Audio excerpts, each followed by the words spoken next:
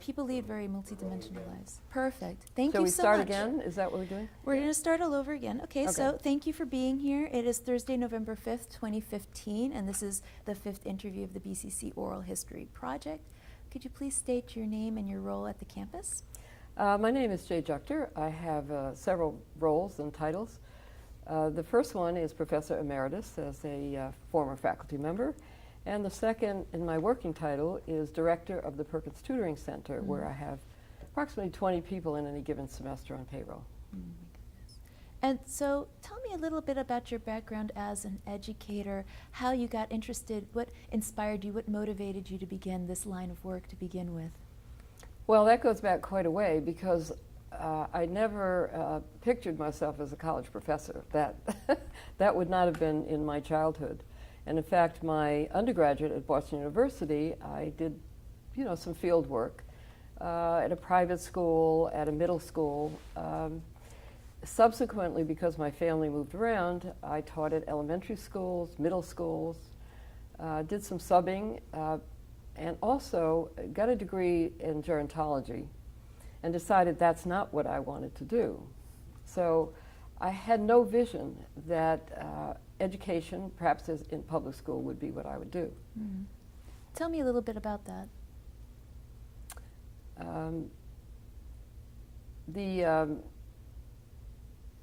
The work that I do here is quite distinct from anything I'd ever done before. Mm-hmm. And one of the reasons was I came to a college that was brand new. Almost every idea was acceptable. Mm-hmm. And it didn't matter if I wanted to write a grant to the Bronx Arts Council and put up murals, or whether I wanted to start a class in nutrition. It was an open book. And so when I arrived here, it became very clear that I would be able to use my creativity, my initiative, my energy to begin new programs that would help students. What year was that? This was 1971 when I came here. And so then this was before the campus was actually selected, this particular physical campus. Can you tell me a bit about that time? For sure. That was memorable. The campus was started in, actually in 1959. It was originated in 1957 by Morris Meister, and it became a campus at the old Bronx High School of Science, a high school building. Within 10 years, there were 7 different centers because it grew from 125 students to 14,000 students. And they kept adding places. And so in 1971, I would have 5 to 7 courses a semester. They might be at 3 different locations. Mm-hmm. I taught in public health, human sexuality, drugs, nutrition. I always had models, a lot of materials to carry around. And I might be racing up the Grand Concourse to the Post Center, over to the Jerome Center for the second class, and back to the main building for the third class. So it had to be an energetic faculty. In fact, many professors, and I'll put that in quotes, were in the 20s. They had just gotten their master's or their doctorate, and they were now teaching at this brand new college. It was a very energetic, very synergistic mood. People were collegial, surprised. It took lots of initiative to cross disciplines and work together. And what were the experiences that you had with the students at that time? The students at that time were people who were not able to get into the 4-year colleges. So many of them were very successful high school students who didn't do well their senior year. They didn't apply themselves, let's put it that way. So we often called ourselves the Harvard of community colleges because we had very high potential students who came to the college and certainly raised the classroom standards. Now, in addition, we also had a variety of people, students who had been to public schools in the Bronx who were not so successful. And very early on, we knew that our mission was to help everyone, not just the people who could succeed easily, but those who needed some remedial help. I remember one day when that came to my attention quite remarkably. I had just given out a test, this was in Health 91, and the student walked up, her name was Rosalind, I remember her well, and she dropped her test on my desk and she said, "This test was too easy, Dr. J." I said, I'll do better next time. And what became of that student? Roz graduated from this college. She then went on to City College, graduated from there. I did not hear from her for many years until one day I was in my pharmacy and talking to the pharmacist. And he told me that she was a pharmaceutical salesman. So I found out something about Roz, her successes, and so on, and that eventually led me to look for her in her hometown. And one day I was eating in an Italian restaurant, and there was Roz. Wow. So I was happy to, I keep a collection of students over the years, and I can talk about a great many of them. But it's those success stories that buoy you, not only their success, but your success as an educator. In college, you don't get a lot of feedback. You really have to try hard to keep track of people. They go out and succeed, and you might, as I did, stumble across this person, Rosalind. But until they get back to you, and if you've had thousands of students, it is very rare to see their complete professional development. Let's take a step back. How were you introduced to BCC, and how did you become involved? Undergraduate was physical education. I realized that I was misplaced in college completely. But I did not know where I would wanted to go until I realized that I was going to move in my personal life. I'd moved 13 times in 11 years, and we were about to do number 14. My children were getting to an age, I have 4 children, where I wanted to get back into work, to do something to contribute. And so I enrolled in Teachers College, Columbia, just for an 8-week course to give me a background in health education, and to be separated out from physical education and to do public health work. I completed my first summer 8 credits. I loved it so much I enrolled again for a second semester to get a master's degree in public health, which I thought would help me to get a better job. And even in high schools at that time, they were looking for master's degrees. The second semester of my work at Columbia, I walked into Dr. Richard Avedon's office, and he said, I'd like to give you a full scholarship. I had been in one of his classes. I had an A+ in the class. I loved the class, and he had had a dropout in his program. That scholarship paid for my master's degree, my second master's degree, and my doctorate courses. It was a phenomenal moment, and I was glad I'd applied myself in that class. And quite an opportunity. And it was an unusual opportunity. Now, the per credit costs were a lot less then, but in my family with 4 children and so on, they were certainly it was certainly expensive.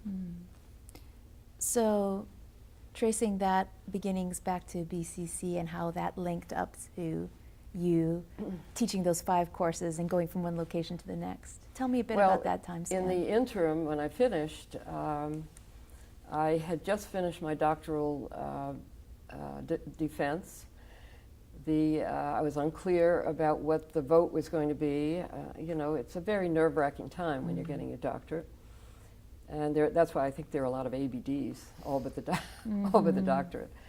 I knocked on my advisor's door one day, and he said, "Oh, come in." There was a large professor who worked at Hunter as well as Columbia. And he said, "I have some people in there you might want to meet." And I said, "Oh, no, I was dressed. I wasn't dressed to meet anybody." He said, "No, come right in." And sitting there was the chairperson of Health and Physical Education at Bronx Community College, and Dr. Ramona Salgado, who was a health educator here. We sat down and talked for a while. My advisor was quite complimentary, and a week later I received a request to work here. Would I like to apply to Bronx Community College? It was quite startling because I hadn't thought about a job yet, and I thought in fact we might be moving, but that had changed. So I came down, interviewed, and took the job. So it was serendipitous in that I wasn't expecting the interview, I wasn't expecting to meet people, and I was quite lucky to be at the college that day. And what are your reflections of being a female professor in academia in BCC at that time? Fortunately, it was in a department we were half men and half women. In health and physical education, especially in health. A lot of women migrate to that. I had one male colleague, but the rest of us were women.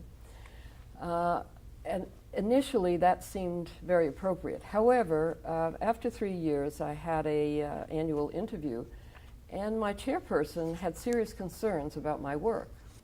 Although I had implemented a new course, brought several new innovative events which still exist today, like the health fair, onto campus. He quarreled with some of the implementation of those things, and I disagreed.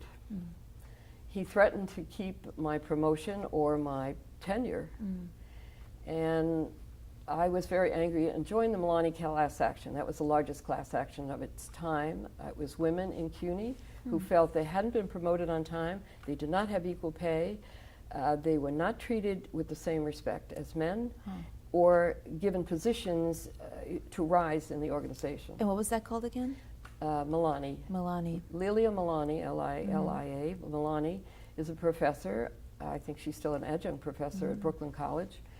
It was her class action, and there were probably less than 200 women in the university involved. There were 2 at this college who would put themselves out there. It was a risk to say you were working on the Milani case. Around what time was that? That was 1975, 74, 75. In that, she's probably started a little bit earlier. We all met at least monthly, if not bi-weekly. It was an underground organization. We finally got permission to investigate files. So Mike, compadre here at the college, and I went to Ostos. We had to look through every 7th file. Hopefully they were women, and if they were men, whether they were promoted on time and so on.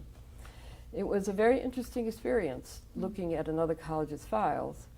And the secretaries, who were all women, would say, don't go to 7, go to 6.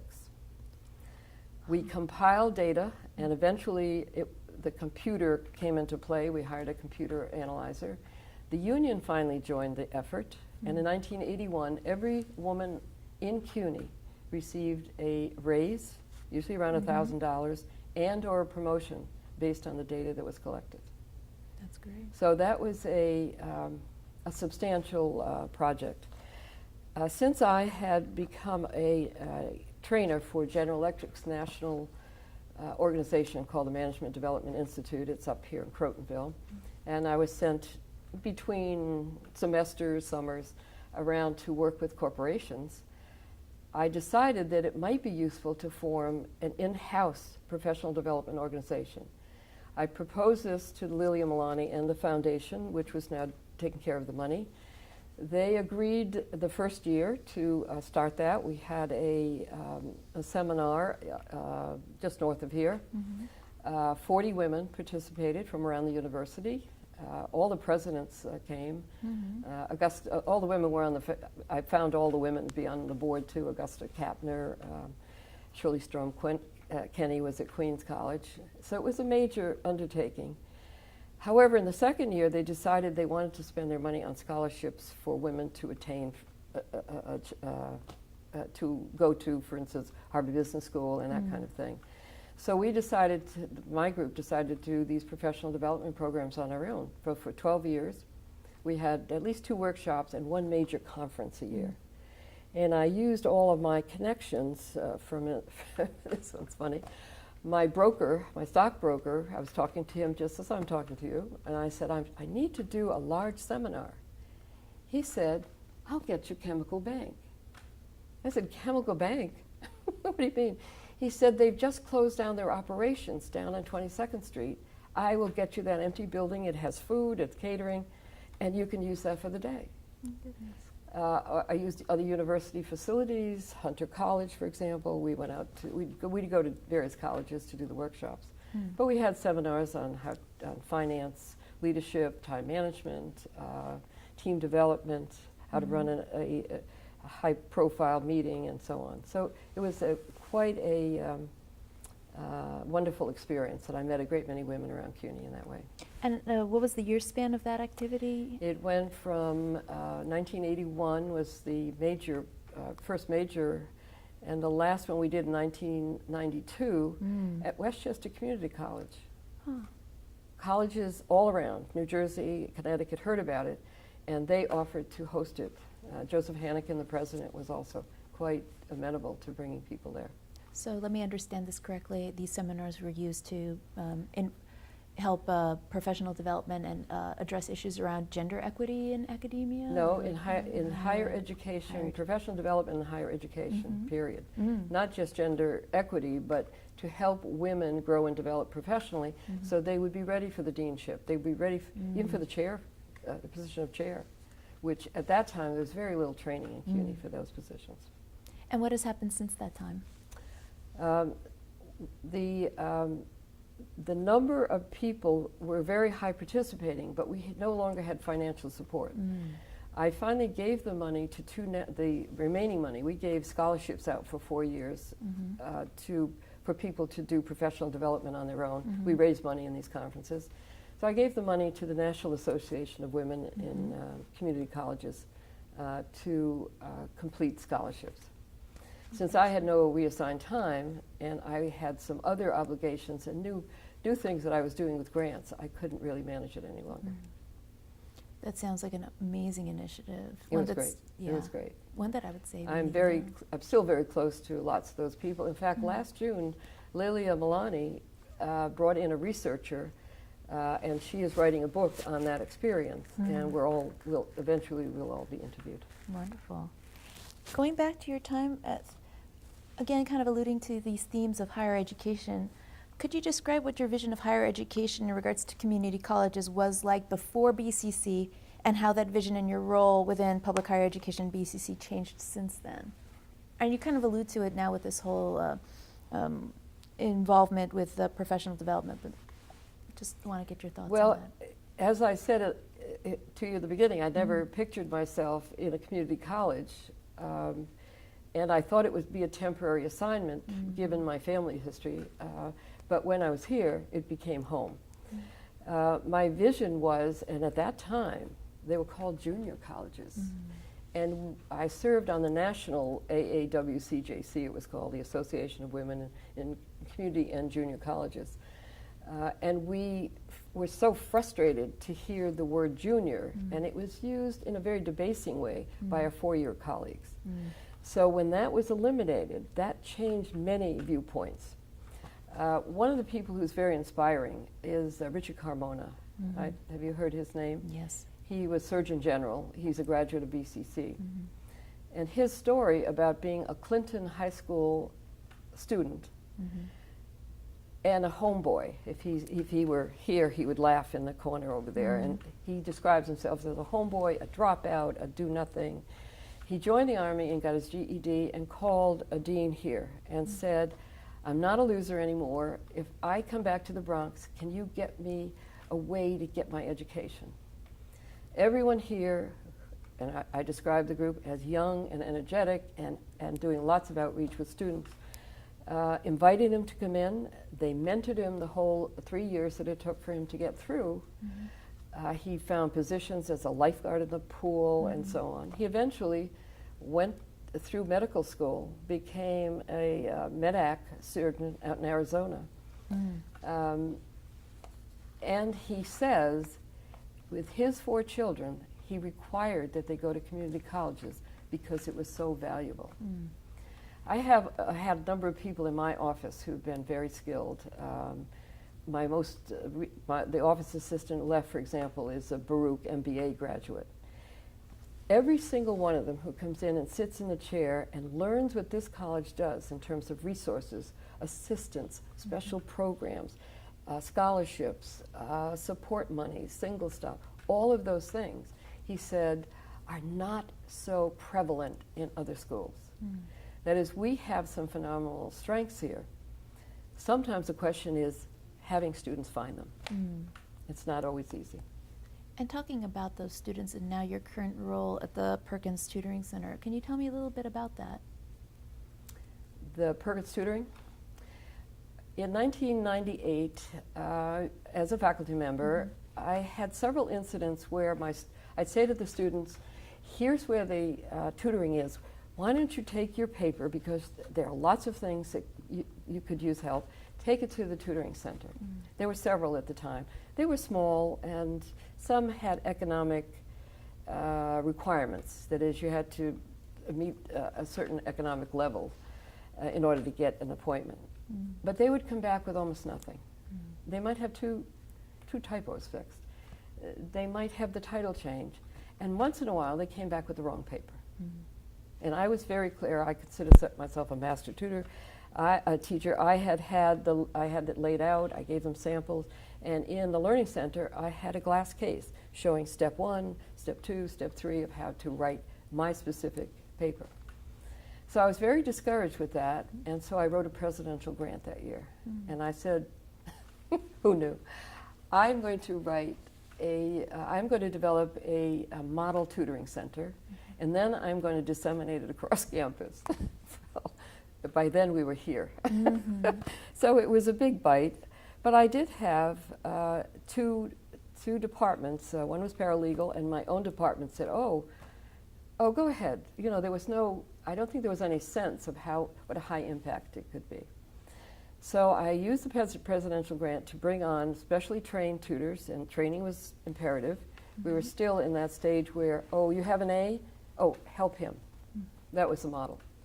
No training, no supervision, just pick an A student and they know how to tutor, which our new theory in pedagogy shows is it's like dinosaur era.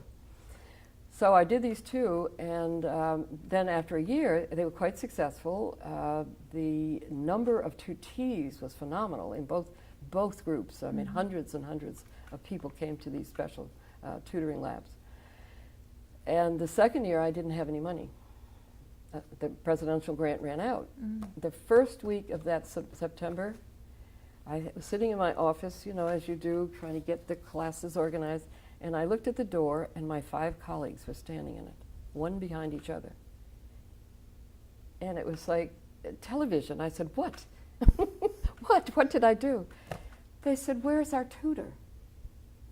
I said, the grant's up. They said, Jay, you demonstrated how great this is going to be. Look at what we have in there. And I'd bought new computers for them, which was really unusual. It was hard enough for faculty to get computers. So they were helping with internet research even in that era. And they were very annoyed with me. So I was a grant writer. I immediately went to Karen Savage, who's who has long experience. And I said, I have to have money because I'm not going to be able to get to my car at night in a joking fashion. So we wrote these 2 and 2 more centers into the model for the tutoring center. And out of that, within 3 years, I decided this is something I can really do to contribute. I learned how to get the college nationally certified at 3 levels. I began using, of course, my corporate training to set up training here. I know a lot about event planning. I live here on campus. I know who to call. So in that regard, we've had some very successful. We train over 100 people a year. And the other day, the woman who's running the national certification called me. She's a woman at Wellesley College. Her name is Roberta Shotka. And as we talked, I said, I haven't been able to get back to you. I've been very busy with the level 3. It was just quiet at the end of the phone, and I could hear the paper shuffling. And she said, I'm surprised. In fact, I'm shocked. Wait a minute, you're at a community college. How do you do a level 3? That never happens. I said, well, we have very strong professional development. Students lobby to get to level 2 and level 3, and even if they are in CUNY, they are allowed as professional courtesy to come back. Many of them, in fact, stay here at tutor. We believe in to pay it back. If we give you some training, you might consider staying here and using your experience with our students. So it has been a very successful, very satisfying experience. And in fact, we have a full level 3 lined up for January. That sounds amazing. And talking a little and by the way, they're 10 hours. 10 it's hours. Not like they're a 2-hour program. It's not like they're seminar. They're hands-on, a practicum. Let me ask you, an overall question about your ideology and what it's taught you about an equal and just society and what that would be like. Well, one of the things that's always been at the heart of what I do is the women's issues. You heard that. The continuation of that is, at several instances, I have, for example, taught a reading course. I've taught in 4 departments, which is really odd. I taught a reading course at their invitation, emphasizing women's issues, kind of thing. I participate in, I've been on the board of advisors for Planned Parenthood, and I have many fingers out now in a number of the issues that are very, on the front burner for women, and that has always been the case here. That the college is mostly women, and your classes are mostly women, we don't have to lobby for that.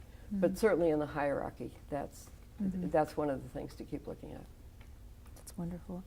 And talking about how you began when this was a multi-location campus to it being at this beautiful campus now, and over the years, the changes that you've observed. Any observations you care to share about the transformation that BCC has seen over time in regards to having this fixed location? And well, this location is absolutely beautiful, but it requires no less energy in order to live here.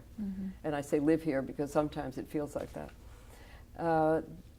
At the moment, I've written a grant, 2 grants actually, to bring some new technology into the math department. That requires a certain amount of reorganizing the math labs, so I travel with the technicians around to the math labs to see if there's an appropriate site, to talk to the managers and so on. This campus is both wonderful and awful in terms of its site. It was built in 1890. It has, in some places, 4-foot thick walls, which are very difficult to get the new digital technology into all the areas. It was only 3 years ago that we had, I could get on my cell phone on my 2nd floor in Colston. So that has been, that was a real challenge here. I think each of the presidents has brought a different a major contribution.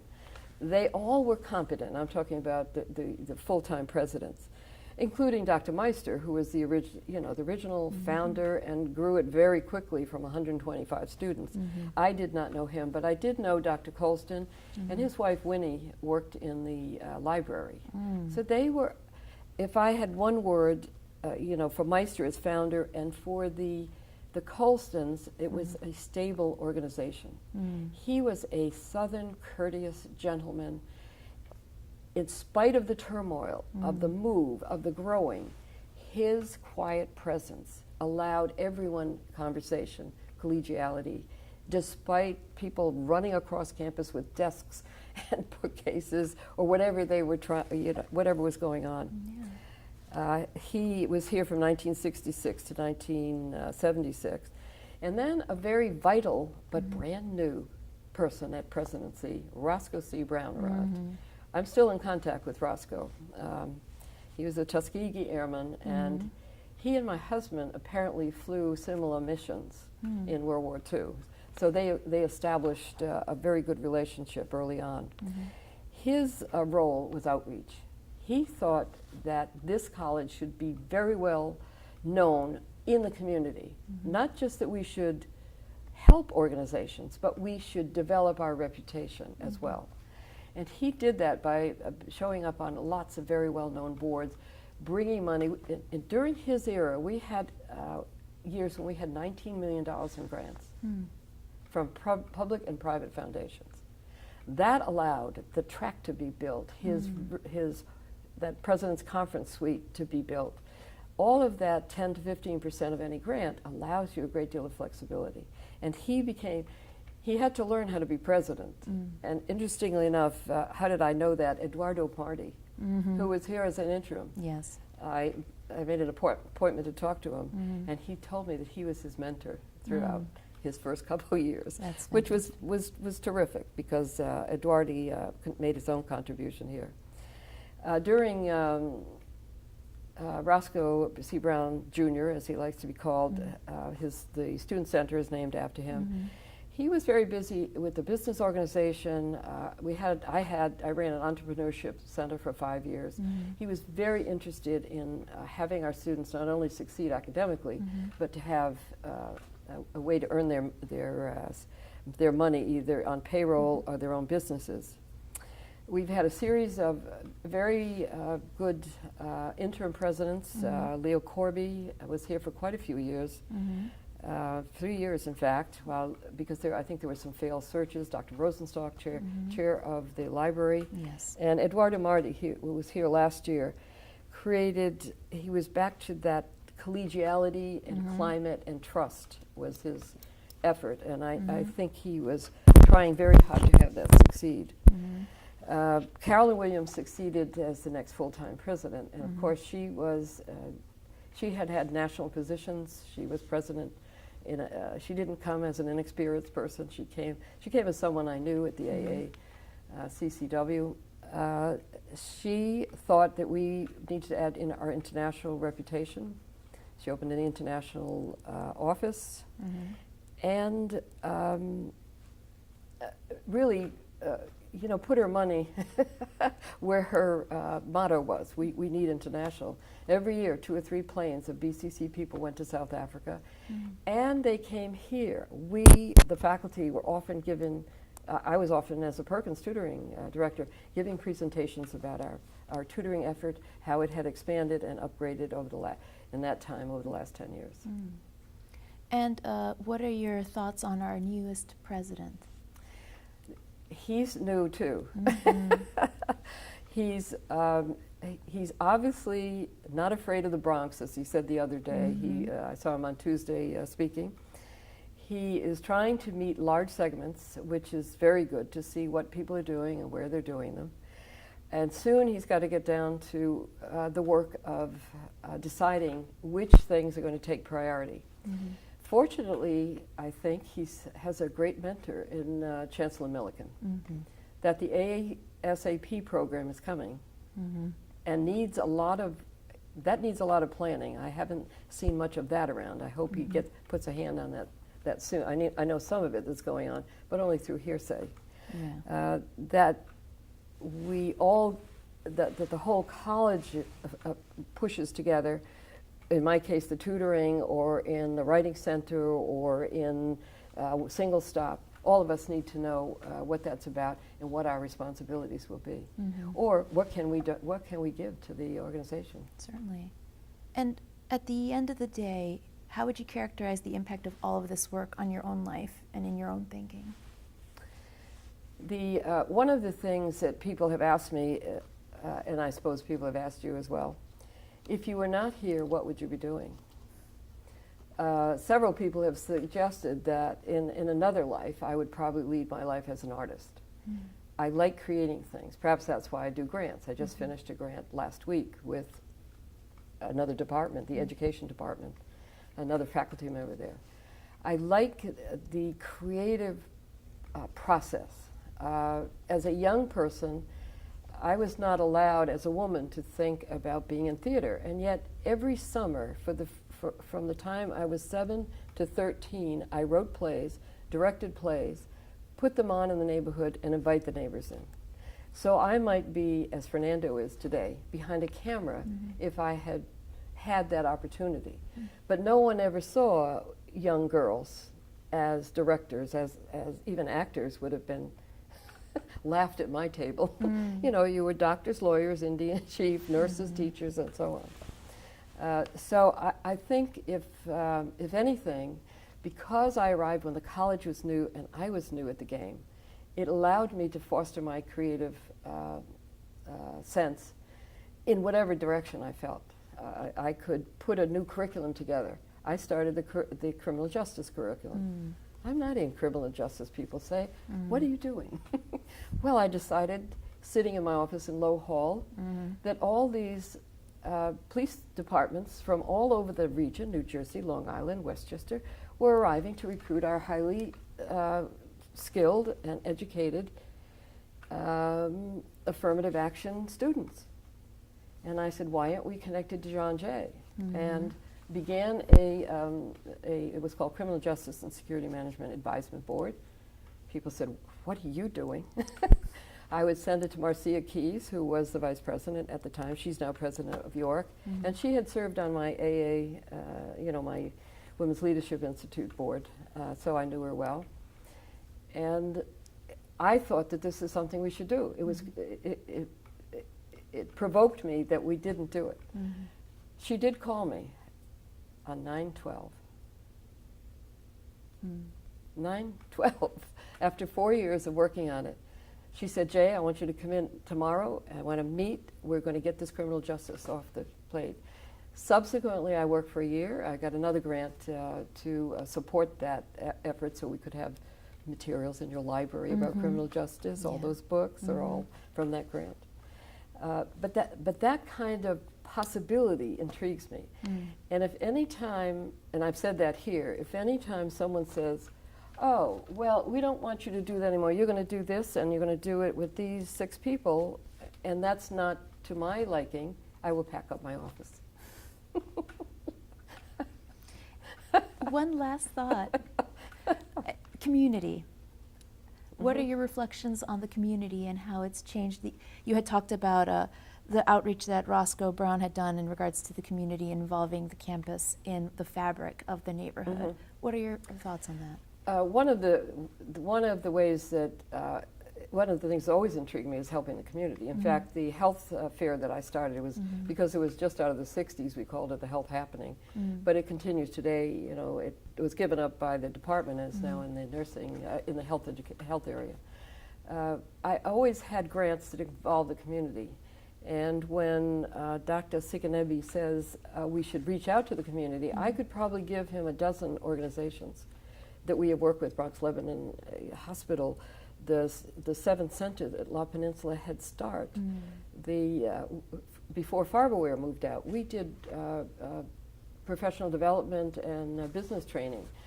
Cox and Company, Kreisman Corporation, Kawasaki, all of these, I'm forgetting the name of the jerk chicken, Jamaican chicken company right up the block, who's a graduate as well. So we have people who are very interested in us.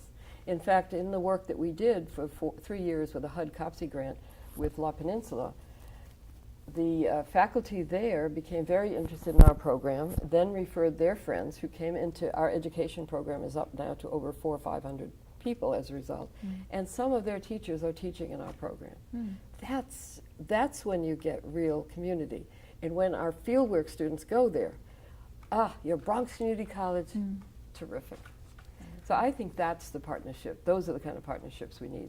Ones where they're not a handshake, they're real hands-on, everyday working. That's wonderful. I think we're done for now. Oh, But do you have any final words before we wrap up? Well, I think this is a college that has great potential. It suffered some severe trauma a couple years ago, and I think the ship is now righted. But because so many people are so new here, they are operating in isolation. I hope what this president will do, perhaps he'll do what we all had when we came. I don't know where this grant came from. But if you say Glenmont to any of those who were here in the 70s or 80s, we had a grant that took us away on retreat up to a place called Glenmont just outside Albany for 3-day weekends. And you sat and you brainstormed strategic plans with administrators, with the bursar, with the you got to know everybody, and that would be a fabulous possibility right now. How do we get to know people, what their skills are, and how they're willing to work with each other? Lovely. I'm sure the president won't call and ask me that. Thank you. You know what he'll so do? He'll ask me to write a grant. And I have a feeling you'll take that I would up do it. wholeheartedly. I would do that, especially if he'd let me go and do some of the training. Thank you so much for taking time out of your very busy schedule to meet with me. Thank you so much. Thank you, Cynthia. Yeah. This has been fun. Thank you. And we're done. Do the clapper. I would. Yeah, no, we're done.